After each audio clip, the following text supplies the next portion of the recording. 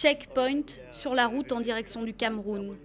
Les soldats français viennent vérifier l'identité de ceux qui le tiennent, car dernièrement, les anti-Balaka ont improvisé de nombreux barrages pour racketter et agresser les voyageurs.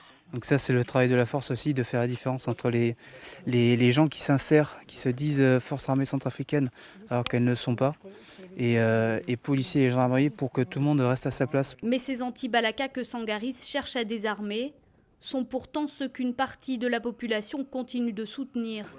Dans cette clinique tenue par des catholiques, on craint le retour de la milice adverse. Et ces cas font peur. Mais ils sont Parce plus là, qu'ils les cas. deviennent... Ça fait longtemps qu'ils sont partis, c'est les cas. Ça fait un mois qu'ils sont partis de boire. Oui, mais la route comme ça n'est pas protégée. Oui, mais ils ne sont pas descendus depuis. Non, espérons qu'ils ne descendent. Ça suffit une fois pour...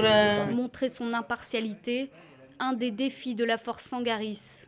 Dans le centre-ville de Bouar, plusieurs centaines de musulmans sont coincés autour de la mosquée centrale.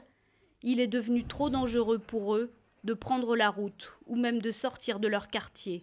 Dans 2 semaines, on a enterré plus de 50 personnes. Moi, je suis né ici à Bouar. Je suis centrafricain. Et je n'ai jamais pensé d'être en exil où que ce soit. 24 heures sur 24, soldats français et camerounais veillent sur les alentours pour éviter toute incursion d'anti-Balaka.